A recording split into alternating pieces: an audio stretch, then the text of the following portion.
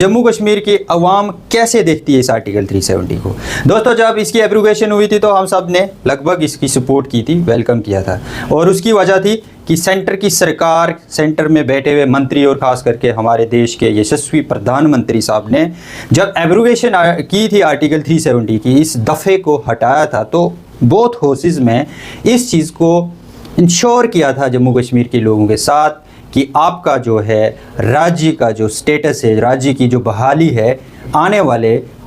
जल्दी से जल्दी समय में रीएस्टेब्लिश्ड हो जाएगी। लेकिन आप सब देखते हैं कि पिछले 7 सालों से हमें उस स्टेटहुड से वंचित रखा है। दोस्तों, आपको इस चीज़ से भली भांति जानकारी होगी कि जब एक असेंबली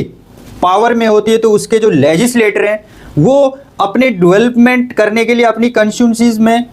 एक अहम रोल निभा सकते हैं, लेकिन वो तब होता है जब उनके पास सारे अधिकार होते हैं। लेकिन जब एक यूनियन टेरिटरी की असेंबली होती है तो उसके ज़्यादातर जो डिसीजंस होते हैं वो सेंट्रल गवर्नमेंट के अंडर चला जाते हैं और बहुत सारी ऐसे डेवलपमेंट के कार्य जो हैं निलंबित रहते हैं, क्योंकि सेंट्रल गवर्नमेंट की क्या नीतियां हैं और जो असेंबली चुनी गई है उस यूनियन टेरिटरी में, वहाँ की उस असेंबली की क्या नीतियाँ हैं वो कभी मैच नहीं करती। इसकी वजह से आम लोगों का इसमें नुकसान होता है। दोस्तों, सबसे बड़ा नुकसान मैं जम्मू कश्मीर के उन युवाओं के लिए बात करना चाहता हूँ जिन युवाओं ने बड़ी बड़ी डिग्रियां, एक नहीं 2 3 डिग्रियां साथ लेके बेरोजगार बैठे हुए हैं। सरकार के पास, ना सेंट्रल गवर्नमेंट के पास, ना जम्मू कश्मीर में चुनी हुई असेंबली सरकार के पास इतनी पावर है कि वो अनएम्प्लॉयमेंट के जो एक रेशो, एक ग्राफ बढ़ता जा रहा है दिन प्रतिदिन जम्मू कश्मीर में, उसको वो किसी हिसाब से कम कर पाएँ। और जब स्टेटहुड की बात करते हैं हम, तो स्टेटहुड में ये प्रोसेस था कि अगर हमारे पास असेंबली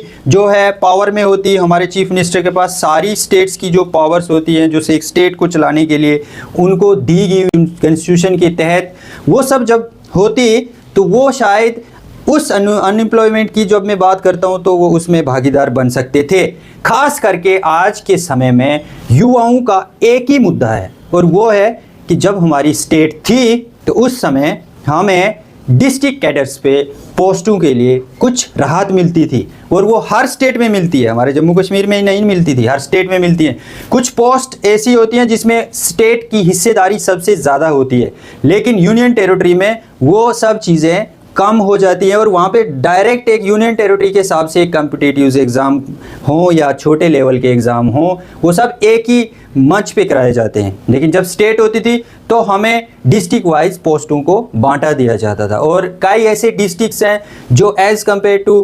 अर्बन सिटीज़ के हैं, वो रूरल के हैं, उनमें डिफरेंट जो आता था उससे पूरा हो जाता था, क्योंकि पोस्टें जो है डिवाइड हो जाती।